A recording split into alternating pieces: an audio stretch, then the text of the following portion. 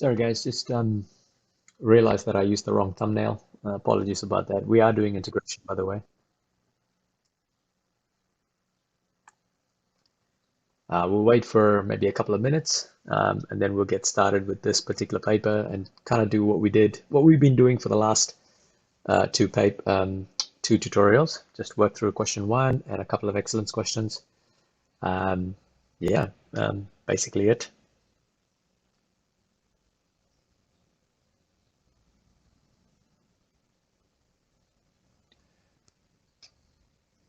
So wait till about 8:02 and we'll kind of kick off things, guys. So while we're waiting, how's everyone been? How's the mocks been? Have you guys done your mocks yet? Or derived grade exam, whatever we want to call it.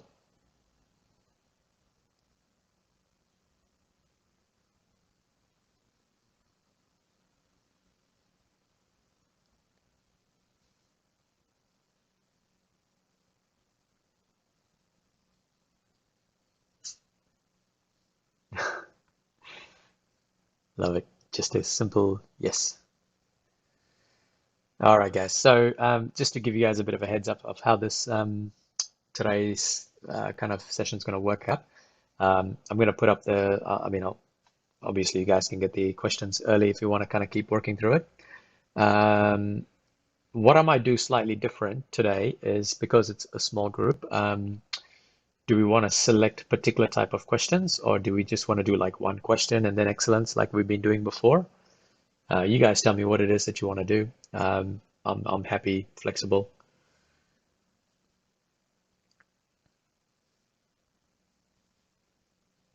Or the same format as what we've been doing before.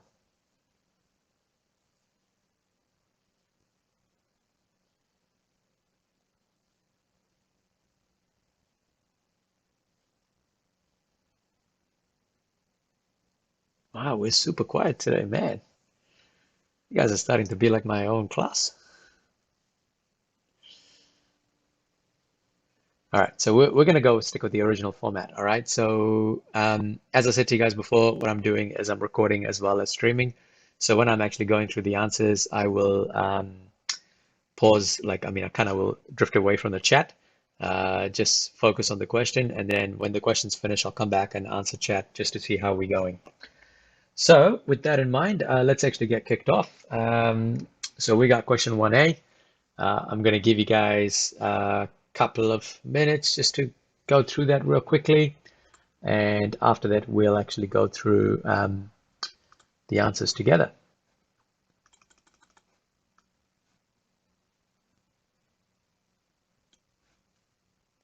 Just trying to keep an eye on the chat at the same time.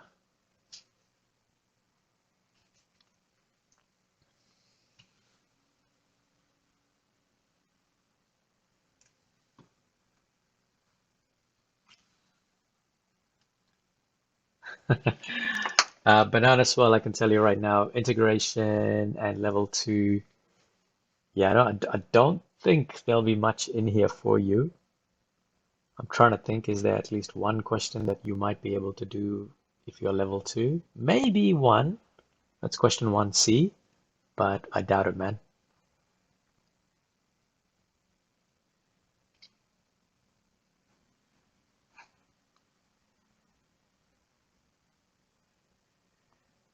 Another quick 20 seconds, guys, and I'm going to go through this answer.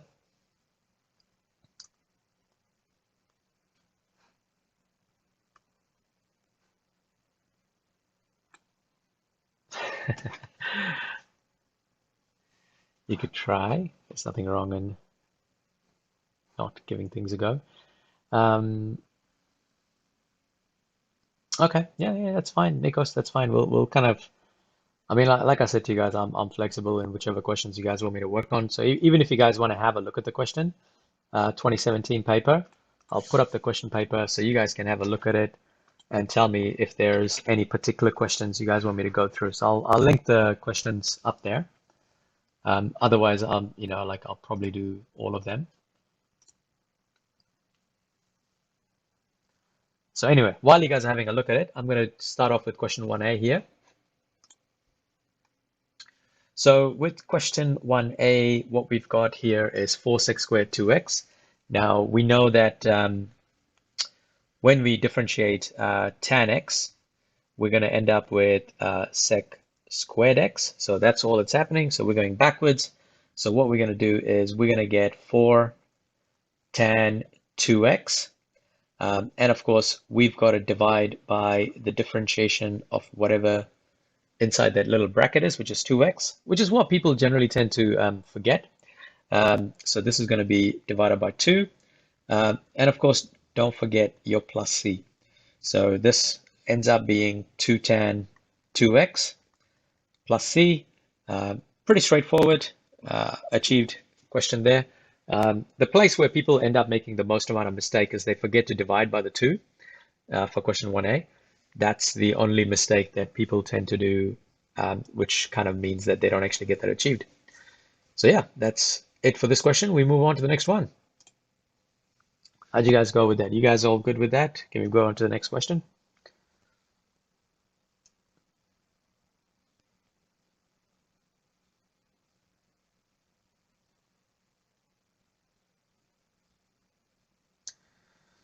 Yeah, Jonathan, like 2017 paper wasn't too bad, but we shall see how we go. All right, so question 1b here. The interesting thing with this question is that you do have to show the derivative of it. So you can't just punch this in the, I mean, I know we all can just punch this in the calculator and get the answer straight away. But in this case, you do have to, what do I call it? Show the working. And again, this is an achieved question. A bit of work to do, but an achieved question. And I'm going to give you guys maybe about another 2.5 minutes to do this, and then I'll go through the answer. As I said to you guys before, if you want to have a look at the question paper, I'll put the question paper on chat. You can have a look at it, and if there's any particular question you guys want me to go through, just yell out on the chat, and I'm quite happy to divert away and kind of record at the same time as well. So 2.5 minutes, I'll go through the answer at 8:10.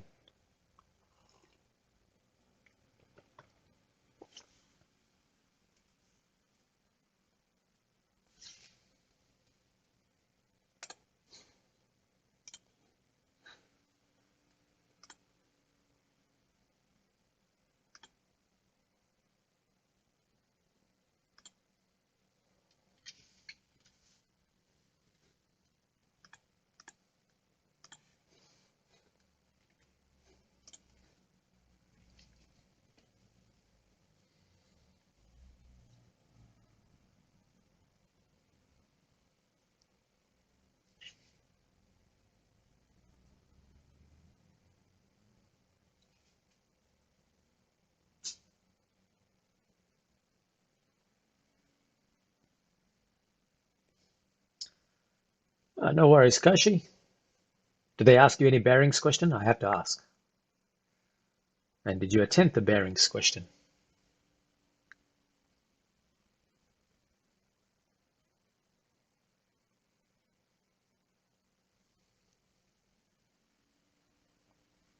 Oh, no worries, Liza. That's not a problem. Just make sure you separate the x's first and then try to integrate it. All right, Nikos, I'll do question 2D next, all right? So we're quite happy to kind of move around. Oh, nice. Cool, cool, cool. That's good to know.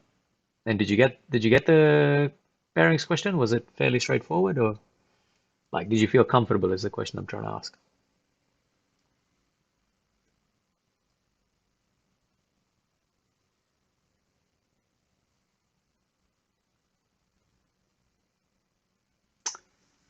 All right, guys. So 8:10, I'll actually go through question 1B right now. Um, UEGs.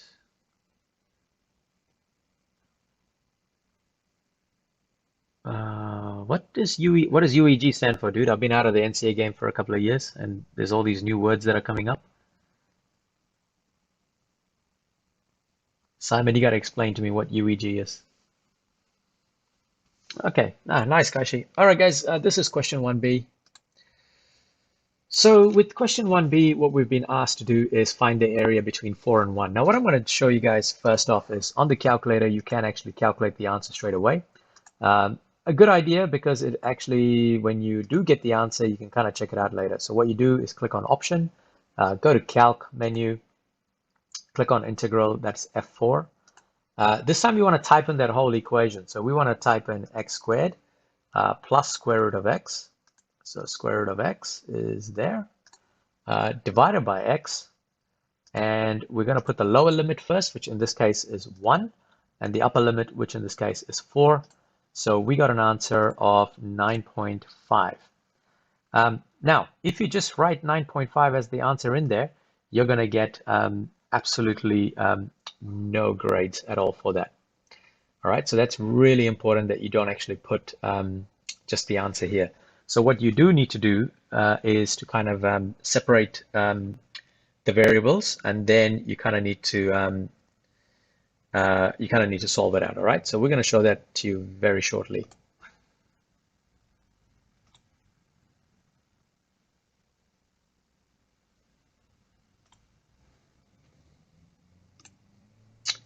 So what we want to be doing is, if you think about it, we want to write this equation like this. So we're trying to find integral of x squared plus root x divided by x. And what we have is our two zones that we're looking at, or like the two limits, is 4 and 1. So that is how we write the question up.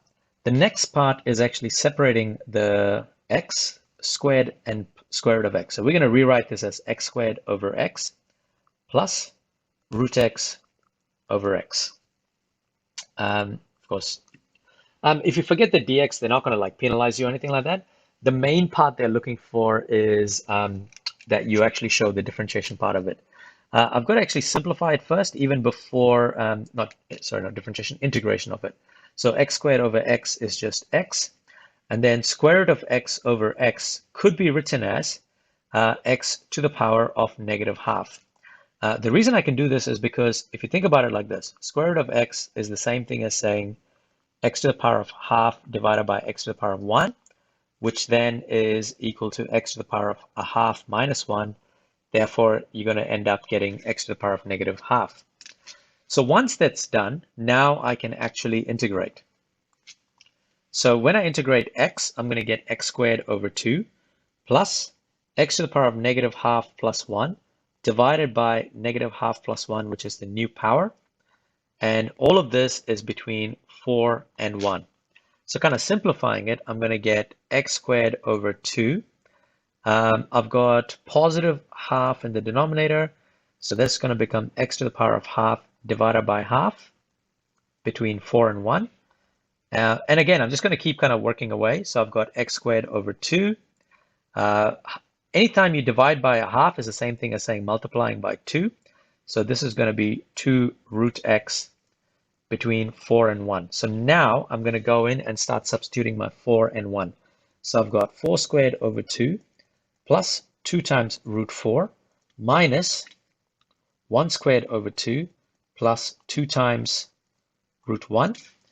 All of this, like, I'm just showing you guys, but in reality, you could actually go, and I'll tell you when I finish it, right? Like, then I'll show you guys what happens. So 4 squared is 16 over that, so it's 8 plus 4 minus a half. What have I got here? Minus a half. Why did I get half? Oh, yep. So it's half plus 2, which equals to 1.5. I feel like I've made a mistake here somewhere. So let me just check my working.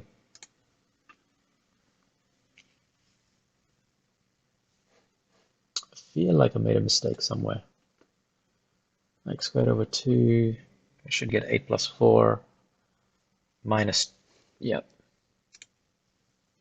Figured out where my mistake is. That's not 1.5, that's actually 2.5, because 2 plus a half is 2.5. Then I've got 12 take away 2.5, which equals to 9.5. Now, what I would do is in the exam, I would actually go, just to save time, because this is an achieved question, and I don't want to be spending 4 minutes on an achieved question. I would actually go right, once I integrate it, which is about here, I will directly go and write the answer down here from the calculator. So I would actually literally skip out 1, 2, 3, 4, 5, 6, no, 5 steps there. I'll just skip it out and just go straight to it. Because the reason being that this is only an achieved question. And if you look at the question, they actually just say you must use calculation and show results of any integration. So the results of the integration is there. And if you want, you can actually show the substitution part, which is this part right here. But I would actually go straight to the answer and just put it down as is. So yeah, that's basically it for this question, guys. On the chat, how do we go with that question? I know it seemed like a lot of work. That's why I kind of have that little shortcut with that red arrow going from step 4 to almost the final answer. You guys can just do that straight away. So any questions with 1B? Let me know.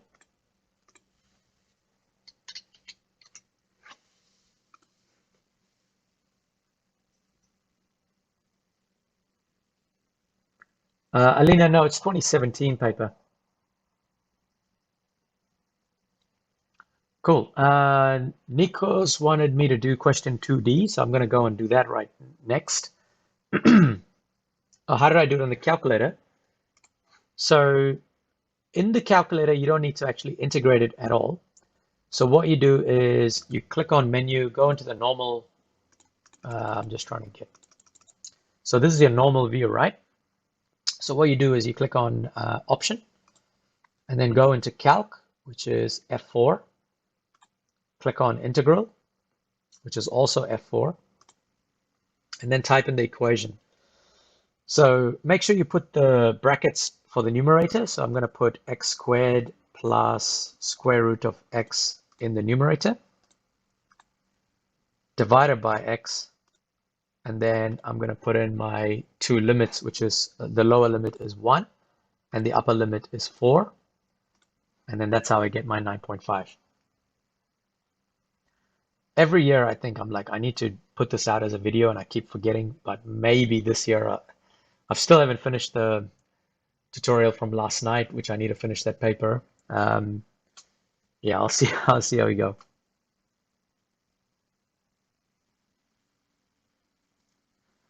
Jonathan, it depends on the question, man. Like, I mean, I've always used degrees. Like, I know that in calculus they recommend you to use radians, but there's nothing wrong in using degrees. Like, if you look at majority of the De Moivre's theorem questions, like they do accept answers both in degrees and radians. All right, so we're gonna go to 2D because that was one of the requests, and hopefully the picture is loading up.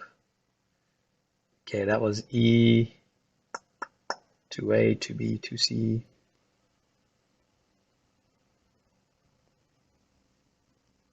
Oh, good pick, man, for 2D.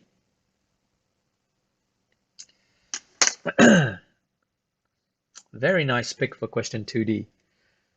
If you guys, I'll tell you what, I'll give you guys like maybe a minute or two just to have a look through and see if you can come up with a strategy of how you're going to go about doing this question. But I am going to give you a bit of a hint there. Hopefully it's going to help you guys out. Calculus formula sheet.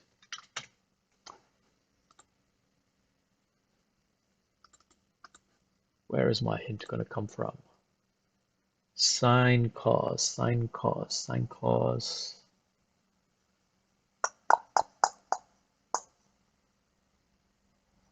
Yeah. So the hint for this question is going to be coming from right here. In your formula sheet, you've got to use one of this product trig identity. You've got to use that first to actually that's the starting point before you even go anywhere near integrating.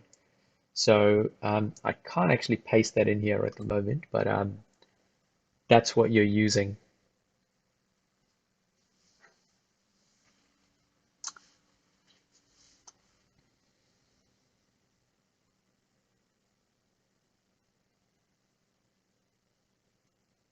So I'll give you guys a couple of minutes just to kind of have a play around with it.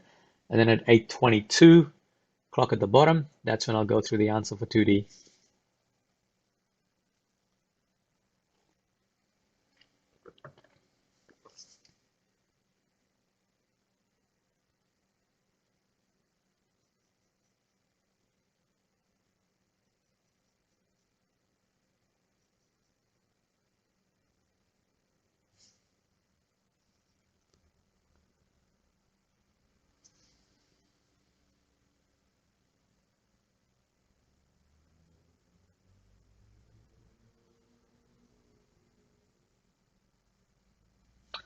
So that's a really good question, Nikos. Like I know that in integration, and this is a conversation that's actually quite common with maths teachers. Some maths teachers believe that you've got to show the working if the x value is not actually given. But when you actually look at the answer schedules, there's actually no grades given for finding x values. Like there's an assumption that you will actually just use the calculator to find the x values because really they're not assessing you for finding x values, they're assessing you for integrating the question or differentiating the question. So just to keep that in mind, like at times you'll have to kind of go, yep, I just want to know what this point is, chuck it in the calculator, get the point, and then get on with the question.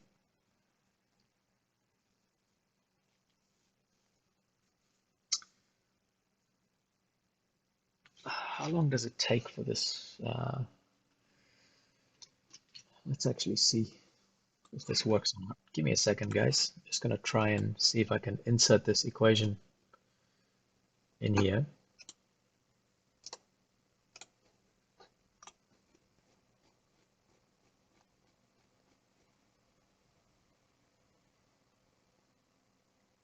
Picked it up. Okay, so question 2D.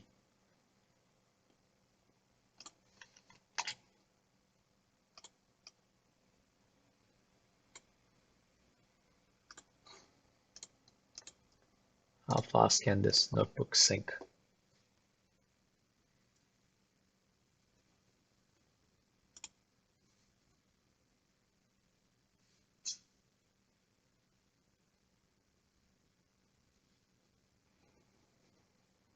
Oh man.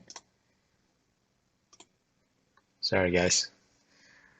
Stupid thing has to refresh. Need to refresh again. Come on. Kickstart it.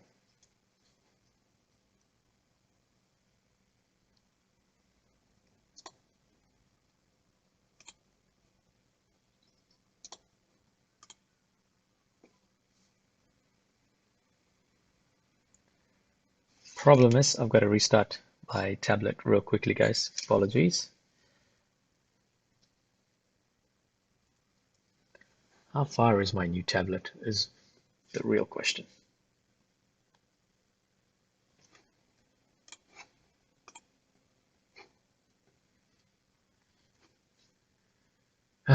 Still in Sydney. Hasn't moved yet.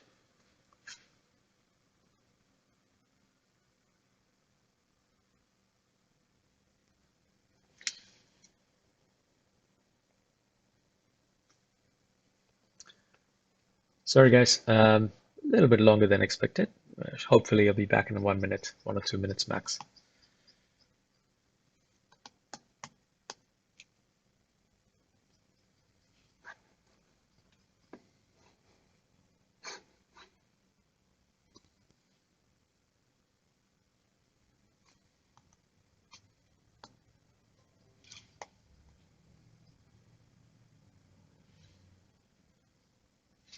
All right, here we go.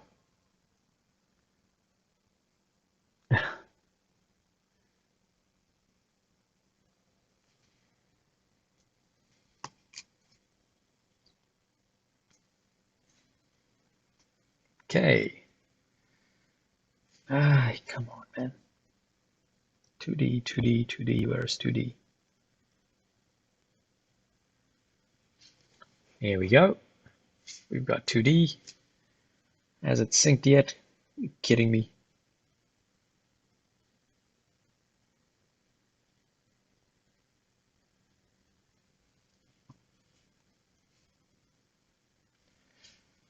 Finally. There it is. It's coming. It's coming. There we go. Yes. Far out. Took me 3 minutes to load that stupid picture up here.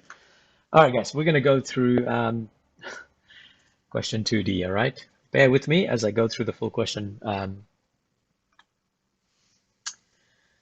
So with question 2D, what's really important to understand here is that you've actually got two trigonometric equations, and they're actually getting multiplied by each other. So that means we got to go into the formula sheet and we got to find the product product rules.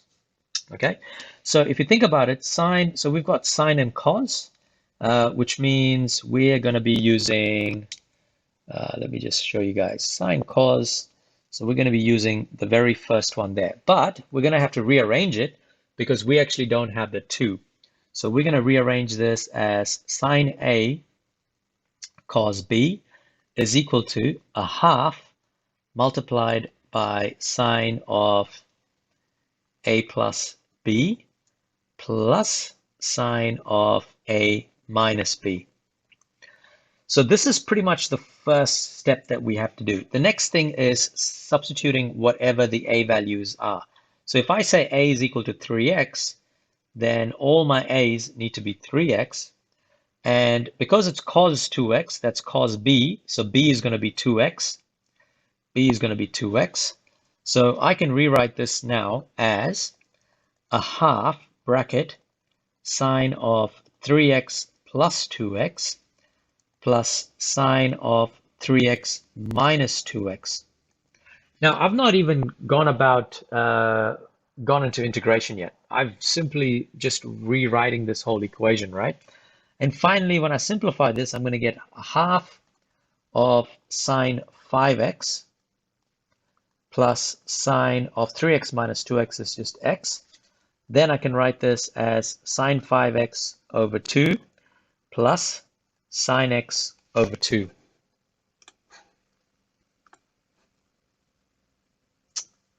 Just want to check that we're on the right track here.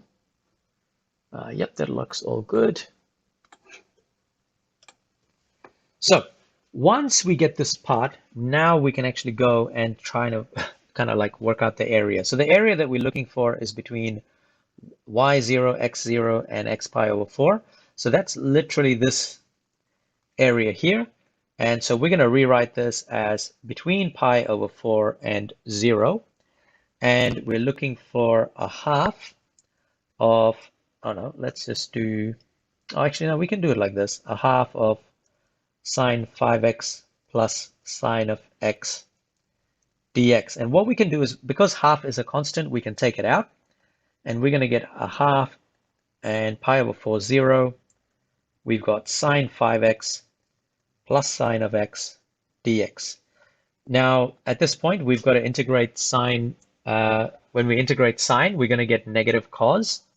So what this is going to look like is a half, and we're going to get negative cos 5x divided by the differentiation of whatever's inside the bracket. In this case is 5. And then plus sine x just integrates to negative cos x. And we're looking for between pi over 4 and 0. So with that in mind, what we're going to do is, at this point, guys, you could just do the substitution and put it straight in the calculator if you want. But I'm going to show you guys the long method anyway. So I could actually just do it like this. A half of negative cos 5 times pi over 4 over 5 minus cos of pi over 4. That's your first bracket for pi over 4. And then minus, we've got negative cos of 5 times 0 over 5 minus cos of 0. Now, as you can see, it is super, super easy to make a mistake in this. All right, like putting this in a calculator, it's like, I can't imagine it. Like it's just so easy to make a mistake. And I guess this is where I kind of go back to the calculator. And if you are using the calculator, you don't actually need to do any kind of integration. Remember, it's the original function. So I'm going to go back to where this was. So I've got option, go to calc, integral, and I'm going to put the original function, which is sine 3x multiplied by cos 2x. And I'm looking between 0 and pi over 4. So pi over 4 is going to look like this. And that is what I'm going to get my answer as 0.3172. So this is my way of being really super cheeky, is I would just do all of this. And at the end, I would just go equals 0.3172. So doing this is going to get you correct solution with correct integration is actually going to get you a merit grade. Correct integration gets you an achieved. So the achieved part is right there.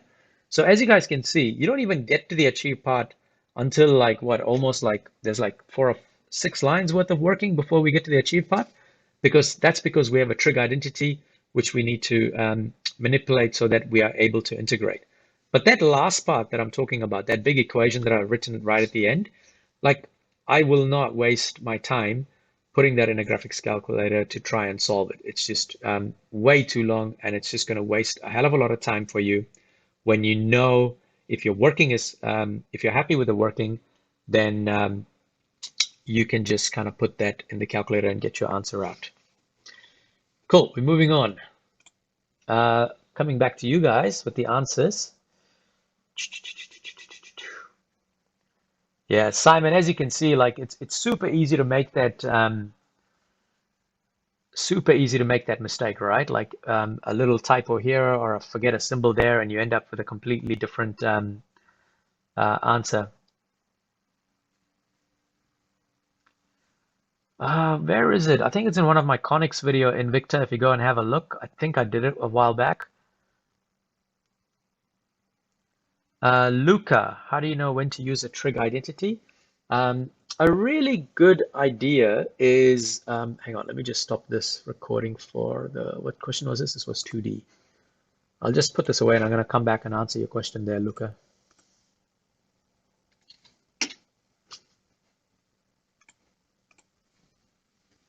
So Luca, to answer your question is when you go and have a look at, when have I seen trig identities pop up?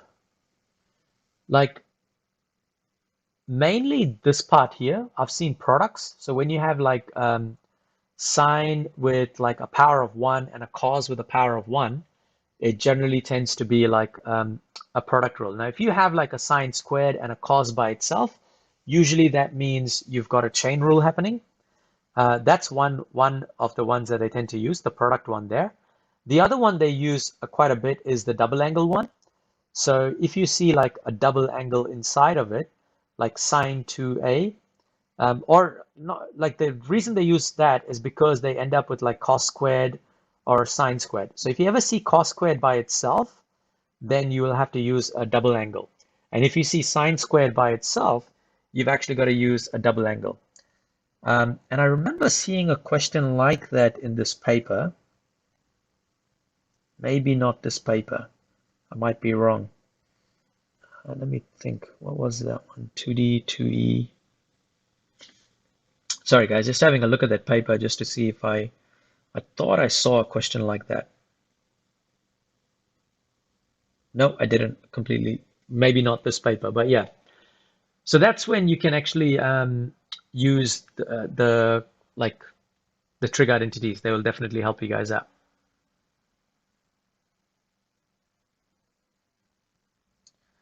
Now, U sub, I don't know why, Simon. Like, I know I was having a chat with a colleague of mine this morning.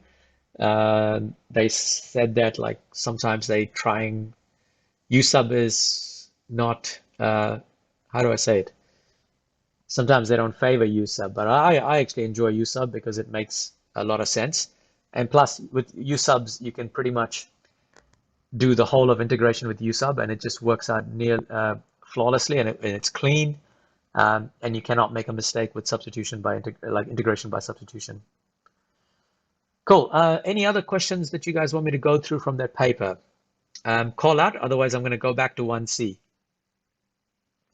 So again, if you guys want to have a look at the paper, I will put it on the chat. Have a look through. Let me know if there is any ones that you'd like to do from that paper.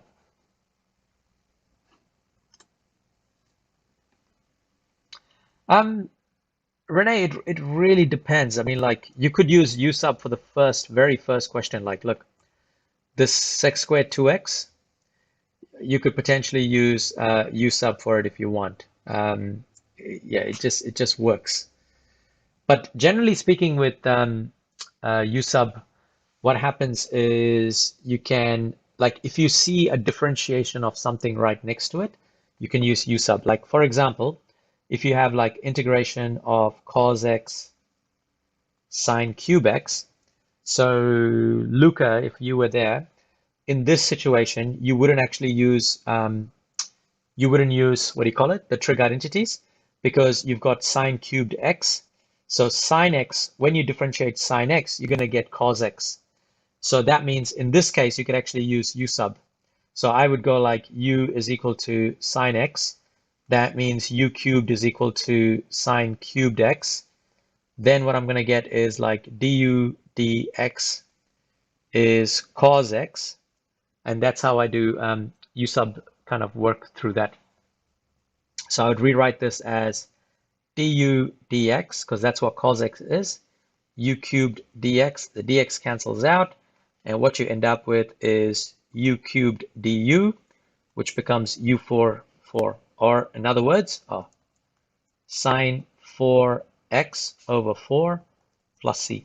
That is pretty much what u sub in a nutshell is, because I put that there for u sub. There is my u cubed, so that whole thing becomes u cubed. Yeah, like I'm kind of like flying through this at the moment. Cos x is equal to du dx. Yeah, just really, really quickly. Okay, so we'll do 1c first, and then we'll do 3d. E is more simultaneous equation than differentiation. Yeah, like I tend to use u sub a lot because it doesn't allow you to miss anything. And it's like really easy to miss, like, you know how in integration you're like, oh, I forgot to divide by that thing, or I forgot to multiply by the differentiation of that thing. So yeah. Okay, so let's do 1c, and then after that I'm going to go to 2d. So with 1c, what do you guys, I'll tell you what, I'll give you guys maybe like a couple of minutes just to have a go, look at it and see if you can try and have a go at it. By the way, if there's any level twos won't be here, but that's all right. If they were here, they would have found it useful. But otherwise, you guys can have a crack at this question. I'll give you guys a couple of minutes, and then I'll go through the question for you guys.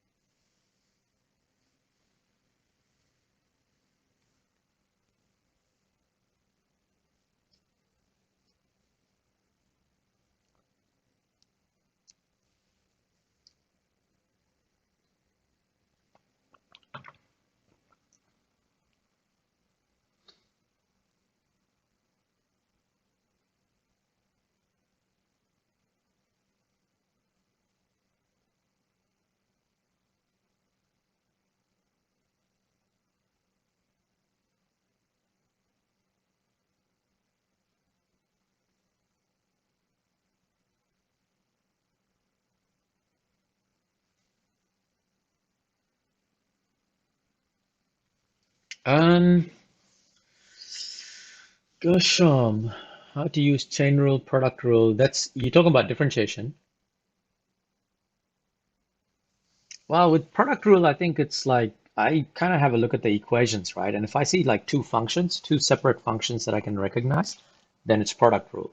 Chain rule is generally when you have like one equation to the power of something. That's when you tend to use chain rule. So it's like one big equation inside a bracket raised to the power of something.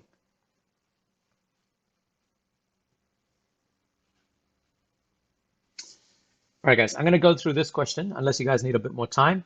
Just indicate on the chat if you need a bit more time. Otherwise, I can wait for another half a minute.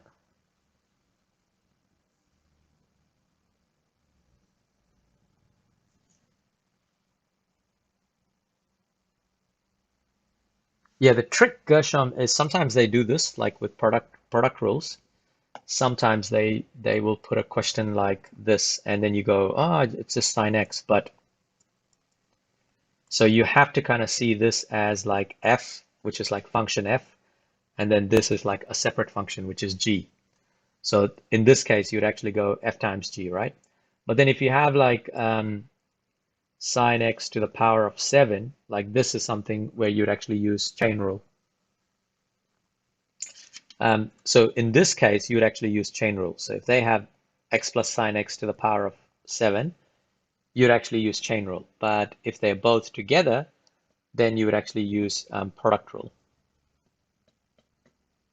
So just be careful with like that little gap right there, that there's a multiply symbol between x and sine x, because multiplication basically means product. So that's why you use product rule for that.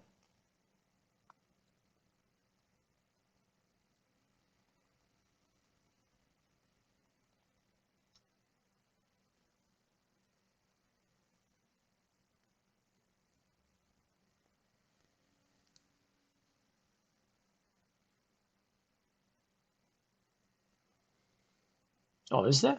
I didn't realize they had a similar one. Let me have a look at that paper. 2020, you said, right? I've done that. When did I do it?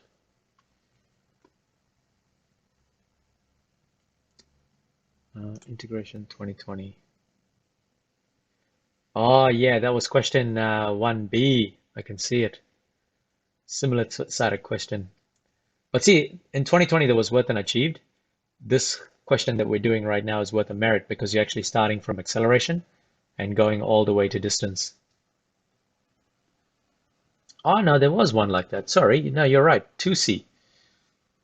Is it? No, 2C, 3C. There we go. Question 3C from 2020 was very similar for a merit question.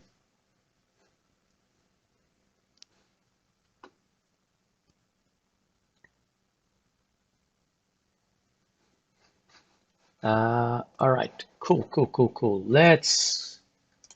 I think we're going to go through this question now, guys.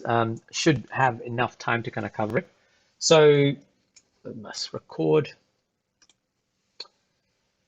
So with question 1C here, what we've got is your classic kinematics question. We've been given acceleration, and these are some of the information that we've been given. So it's always nice to kind of write that information, particularly the velocity one. Velocity is 7 meters per second after 4 seconds. So this part right here, I can actually write that as velocity function of 4 is equal to 7. The question is actually asking how far did it travel in the first 9 seconds of the motion. So we're looking for s of 9. So that's what we're looking for. So we're going to start with acceleration, and then we need to integrate velocity, then integrate velocity to get to distance formula. So my acceleration is equal to 1.2 multiplied by t to the power of half. So velocity is equal to integration of that. So velocity is equal to 1.2 t to the power of half plus 1. And of course, that's divided by the new power, which is half plus 1. Just to make things a little bit easy for me, what I'm going to do is I'm kind of going to get, what do you call it? I'm just going to calculate things just so that it's a bit easier rather than just leaving it there. So what I mean by is I'm going to get rid of that 1.2 and I'm going to divide it by a half plus 1 is 1.5. So that's going to give me 0.8. So then I can say that velocity is equal to 0.8 t to the power of 1.5. And of course, how could I forget the plus c? All right, really important that we actually have the plus c in there because we need to figure out what c is by using this information that's given. Velocity after 4 seconds is 7. So that's what I'm going to use. So we have 4 is equal to 7, which means 7 is equal to 0.8, 4 to the power of 1.5 plus c, which means I'm going to get c is equal to 7 take away 0.8 times 4 to the power of 1.5. So when I actually do this, let's see what it comes up with. I've got 7 take away 0.8 multiplied by 4 to the power of 1.5.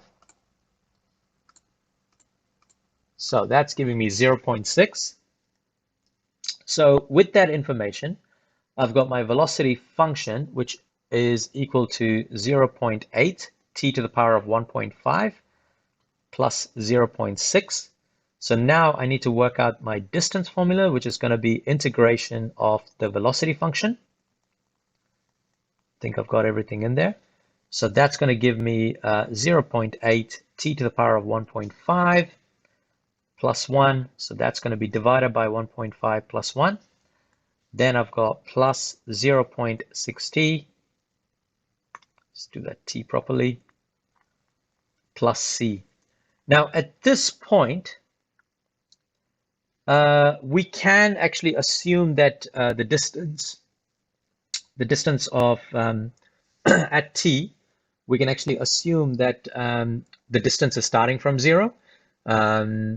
Because if you look at the question, it actually says since the start of the object's motion. So at that point, we can kind of like assume that the distance, like it's starting from a 0 point. So we can kind of say that s of 0 is equal to 0, therefore c is equal to 0. Now we're looking for s of 9.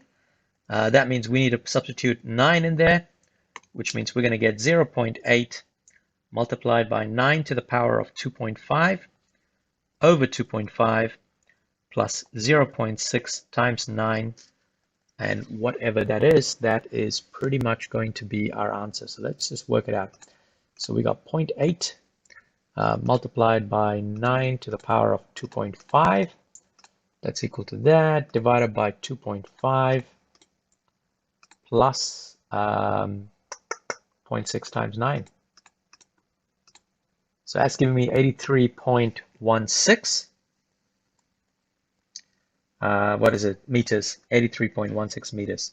So grades wise, what we're looking at is correct solution with correct integrals, units not required, is going to get you a merit. They're also saying that in the answer schedule that this statement is not required, but I always play it on the safe side and I always put that down. Correct expression for VT with C is going to get you an achieved. So that means this part here is what you're required to do for achieved. So it's quite a bit of work to get to that achieved, but that's because they're expecting you guys to calculate the C value. Cool, so that's 1C. Just coming back to the chat, guys, give me a second. Just need to index these questions so that makes it easy for me when I go back to putting it together. What do we got? Yeah, cool. Short, no, this is level 2. Can do 2C next.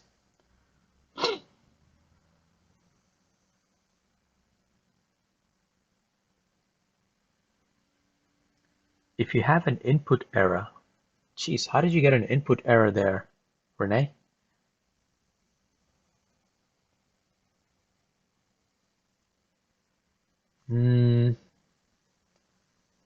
I don't understand how you're getting an input error there, Renee. So unless you made a mistake with the calculator, putting something wrong in the calculator, I think that's when it gives an input error. Like, I think I could be wrong.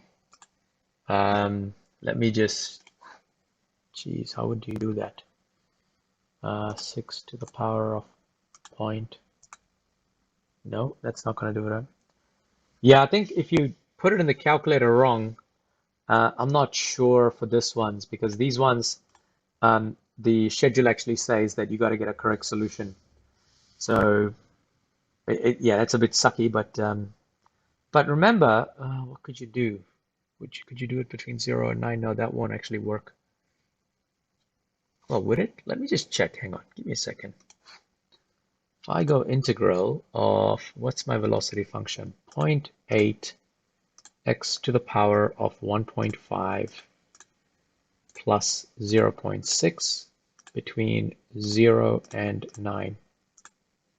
Oh yeah, it does work. So you can still kind of use the velocity function and do it between 0 and 9. That gives you 83.16. So I hope you picked that up, Renee.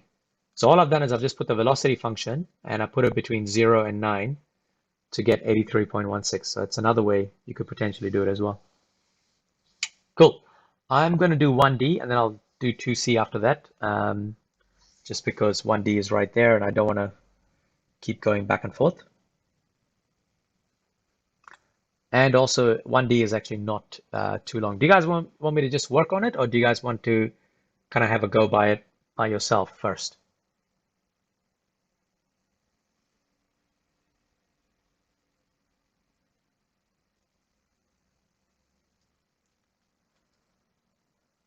I'll tell you what, I'll give you guys a couple of minutes just to have a go by yourself, and then I will go through the answer. Yep, sweet as, go, have a go.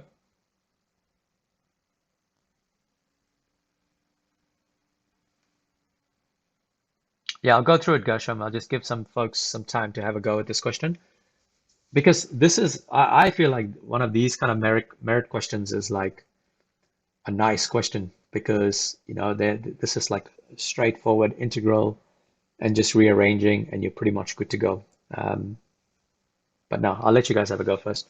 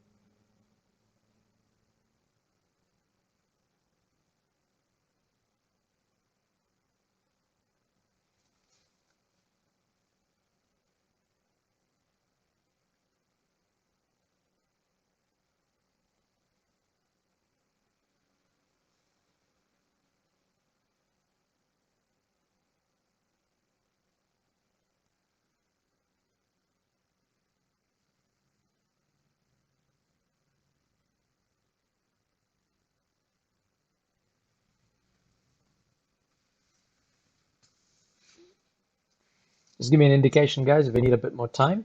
Um, Otherwise, yeah.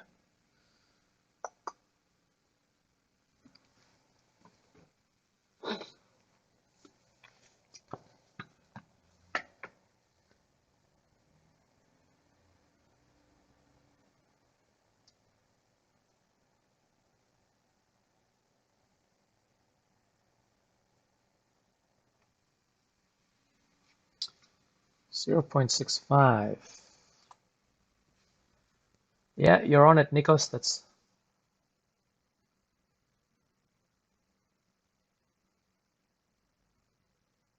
Yep, I think you guys got it. Cool. I'll actually go through the answer, right?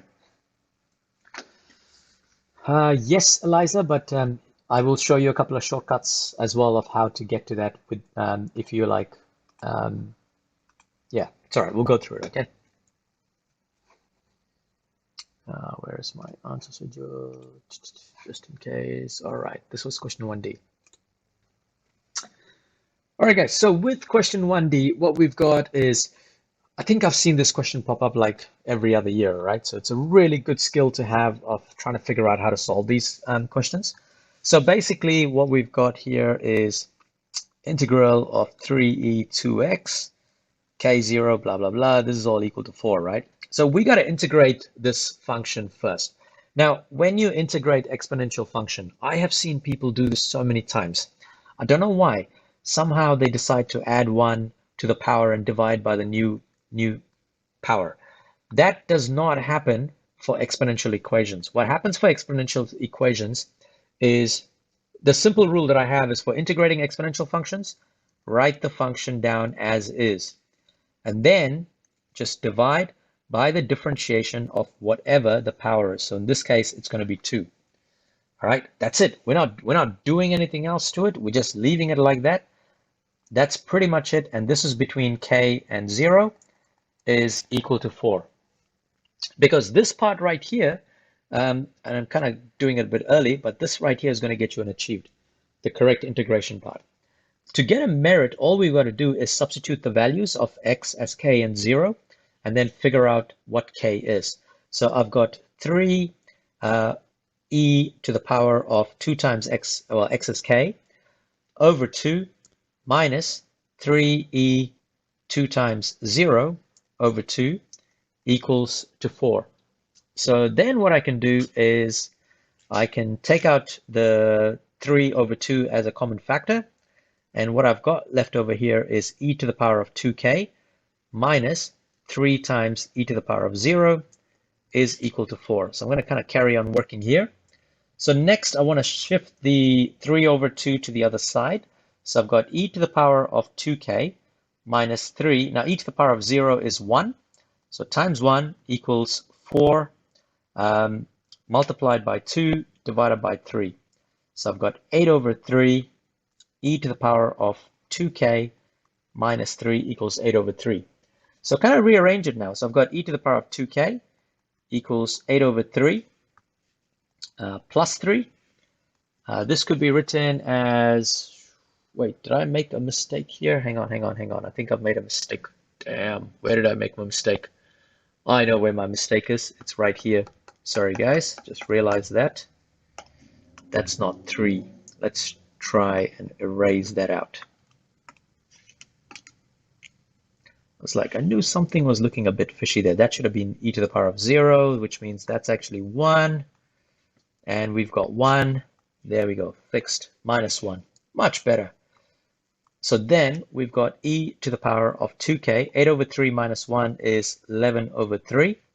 And I guess this is where you guys can actually use just straightforward log function. So you can actually rewrite this as, because it's exponent e, we just write that as 2k is equal to ln of 11 over 3, and then k is equal to ln of 11 over 3 divided by 2. So you could just put that in the calculator to kind of figure out what it is. Alternatively, can you do it another way? Yes, you could actually put it, oh, did I see? Oh my God, I've made so many mistakes in this. Yeah, you're right, +1. Jeez, talk about late in the night. I've never made this many mistakes in one question. Yeah, I can just imagine it right now. There's going to be like 100 comments coming up. You forgot the 3, you forgot the -1 as +1. Yeah. Oh well, maybe I'll just do this one question again later on. So yeah, k is equal to 0.6496.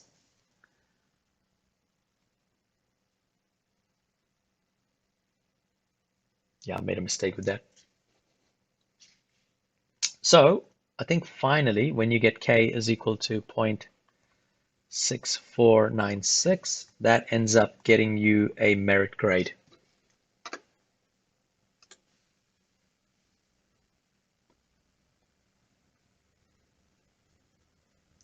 Now I made a mistake there, Simon, with the -1. I put it as, it should have been +1. But it doesn't matter. You guys all got the 0.6496 anyway. That's a really cool idea there, Jonathan. Like, I guess what he is done here is, if you guys want to have a look at it, I think that's what he's trying to say. You could actually go integral of 3e2x. So what is it? 3e to the power of 2x. And you're doing that between 0 and k, which happens to be 0.6496. I remember that this value is actually kind of like rounded down. So if I solve this, it's going to get as close to as 4 as possible.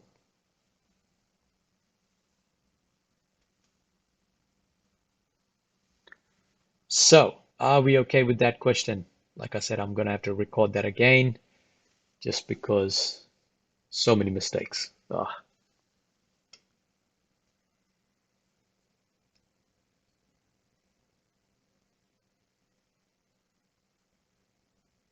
Cool, guys. Are we ready to move on to the next one? The last one, I realize it's 9 o'clock. What do we want? We want to do that one last question. Which one was it? I'm trying to think. Was it 2C?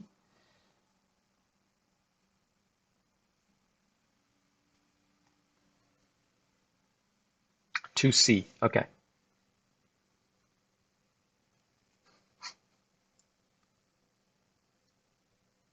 Okay, give me a second. I just need to get rid of this, delete this file.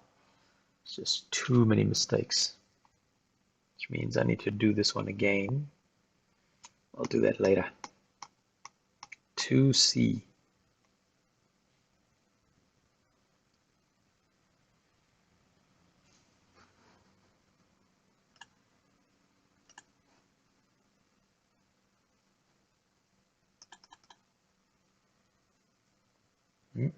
Okay, 2C.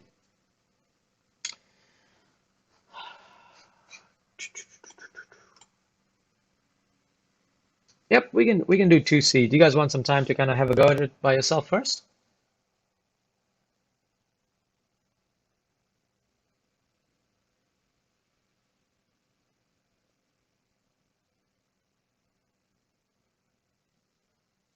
So have a go by yourself. I'll give you guys a couple of minutes and then I'll go through it at 9:05.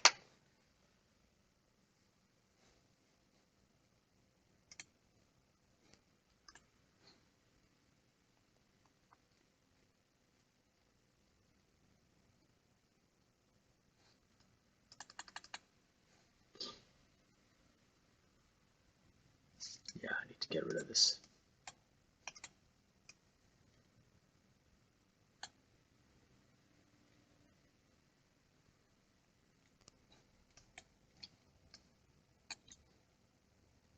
Come back and do 2D later again.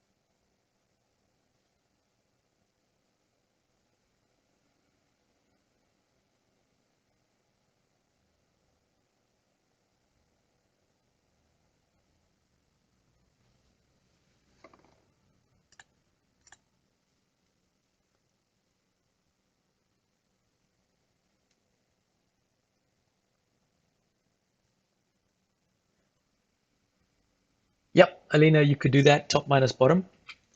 But I'll just be careful because what is it asking? Yeah, because it's not your traditional top minus bottom. You've got to split it up into two zones. There is a couple of ways of doing this, this question. So I'm just trying to figure out which one I show you guys.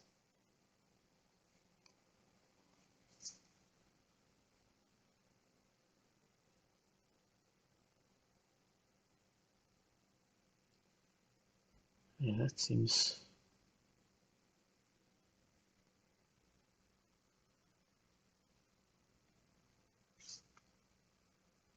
No props. Do you guys need a bit more time or do you want me to kind of go through it? Because there is two ways of doing this question. So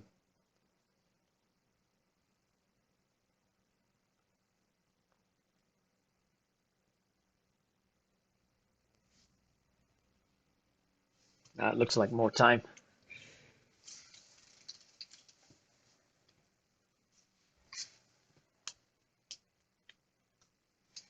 Okay, I'll give you a bit of a hint, Renee.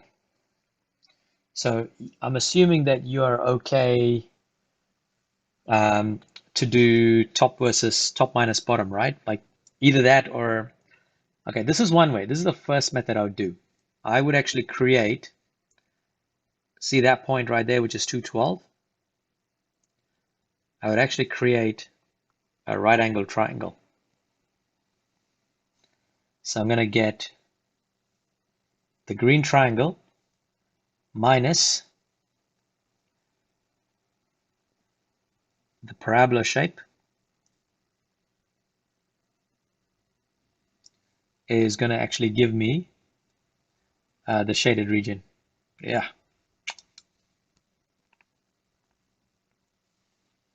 So with the green triangle, I can actually say half times base times height. So that'll become like, so the base of this is 12, height is 12. Because I've got 2, 0 as the point here, and 14 minus 2 is going to give me 12 as the base.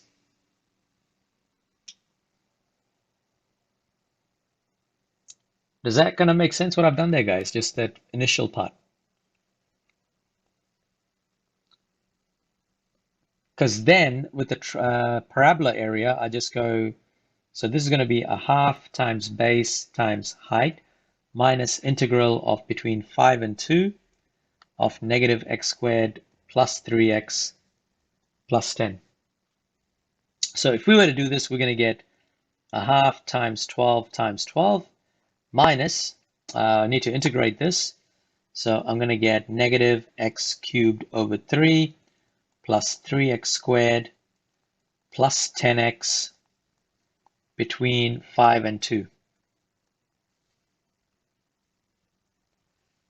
So that's going to give me 72 take away. Inside the bracket, I've got negative 5 cubed over 3 plus 3 times 5 squared plus 10 times 5 minus negative 2 cubed over 3 plus 3 times 2 squared plus 10 times 2. So as you can see, like I'm not going to put that in the calculator. Instead, what I'm going to do is, I know that 72, I'm fairly confident with it. And then I'm going to go to my integral equation, minus x squared plus 3x plus 10. And I want it between 2 and 5, which gives me 22.5. And so my answer is 49.5.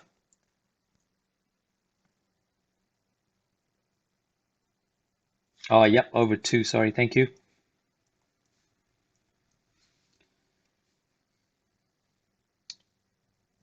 See, I wonder if, like, I really do wonder, Simon, about that. Like, if I had missed that 2, right? And if I showed all the working, the marker has to be like, if it's a lazy marker, I reckon they look at the answer, well, oh yeah, this kid has done all the integration. They put the answer as 49.5. I'm going to give them a merit. I almost wonder whether they would do that, but we don't want to risk that. So we make sure we check that integral.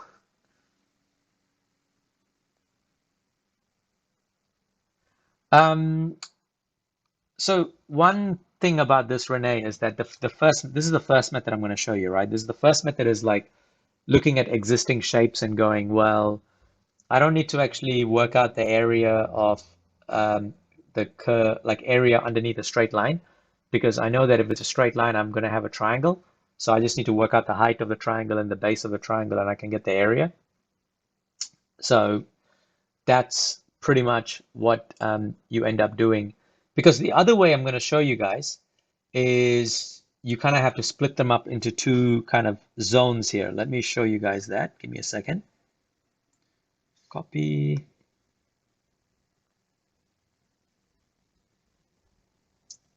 So maybe this is the one I'm going to try and record so that I can actually put this up as part of the answer.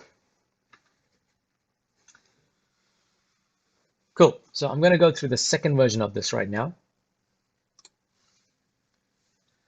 Just a heads up, guys, this question was actually recorded during a live stream. So if you want to watch the second way of doing this, which is using a triangle and a half a parabola, check out the tutorial from, what day is it today? 9th of November 2021. It actually covers that. But I'm going to show you guys another way of how to do this particular question here. So what we've got is we've got a shaded region. So we're going to split them up into two zones. And the zone is going to be split at when x is equal to 5. So we've got zone 1 and zone 2. Now, in reality, like what you could also do is you could actually create another triangle here if you would want to. But I'm going to show you guys the classic method there. So first off, looking at zone 1. Zone 1, what we're going to do is that's between 5 and 2. And we are going to be doing 5 and 2 between that, where we're going to be doing top minus bottom, plus between 14 and 5, we've got the only one line, which is that straight line, which is negative x plus 14.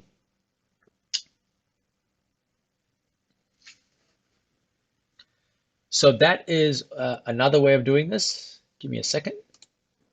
Just want to double check if I'm happy with that. Just having a look at what these guys have done. The answer schedule has done another method. Like there's like about 3 or 4 methods that we can do this, guys. So it's just one of those freaking annoying types of questions. Yeah, so just checking that answer schedule, they've done it another method as well. So if you guys have a look at the answer schedule, there is a third method of doing this. But anyway, so what we're going to do is we're going to do top minus bottom. So we've got between 5 and 2. No, because I'm actually adding 2 zones. So Nikos, my zone 2 is actually only going from 14 to 5. My zone 1 is going between 5 to 2. I wouldn't like the problem with top minus bottom, I wouldn't do it between 14 and 2, because what that's actually going to end up with is that it will, yeah, it will actually go all the way to up to here, and it'll actually include all of this area as well. So you can't just do top minus bottom straight away in this case. Hopefully that made sense, Nikos.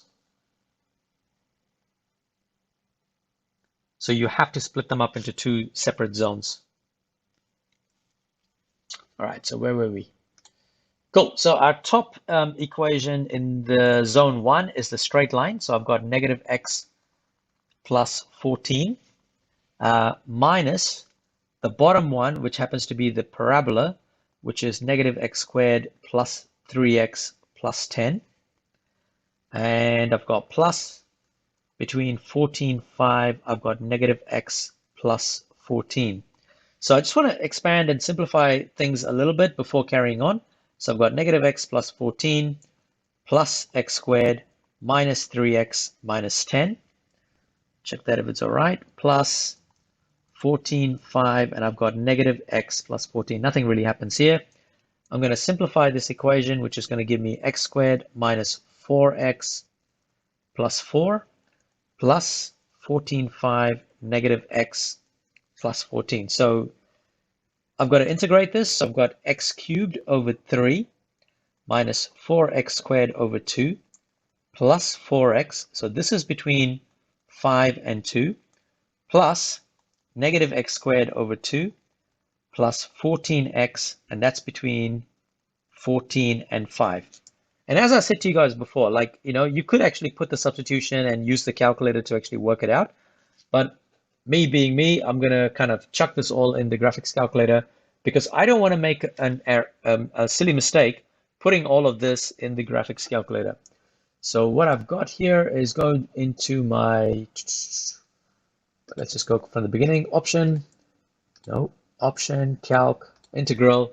So I've got x squared minus 4x plus 4. That's my first part, plus 4x minus 4.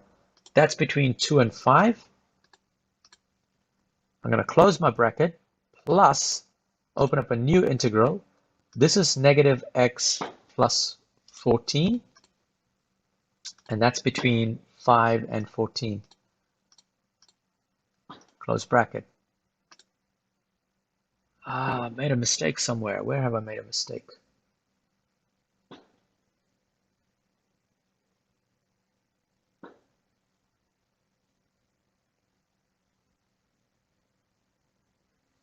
Oh, yep, I see my mistake. I see my mistake. That should be plus 4x. Sorry, minus 4x and plus 4. Little, even making a typo here, man. Let's try that. There we go, much better, 49.5. So even like when putting this in the calculator, it's like so easy to make these mistakes, right? But anyway, looking at the grades, final answer of 49.5 is going to get you a merit. Correct integration is going to get you an achieved. So up to this part here is what's going to get you an achieved. Yeah, annoying question. Lot of working for this. How did you guys go with that? Like, did that make sense with that question? Just need to save this. Which one was this? Was this 2C or? Yeah, it was 2C.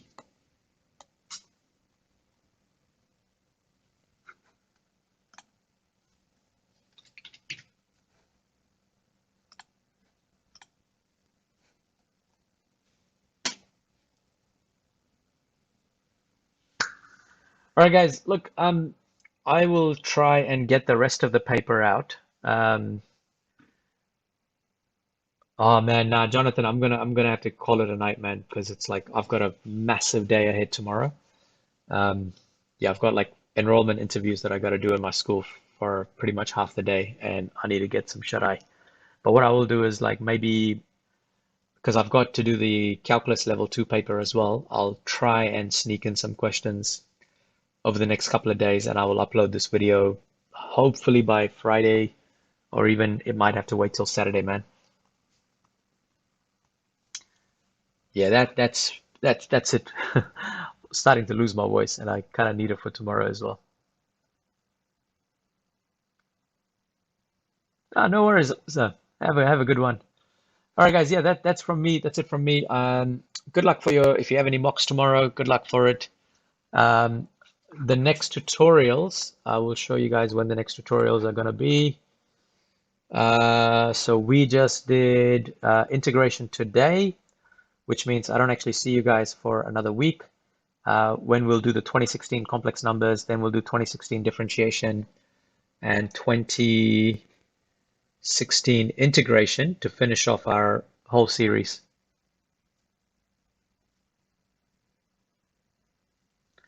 No worries, guys. Have a good one, eh? I'll catch you guys at the next setup.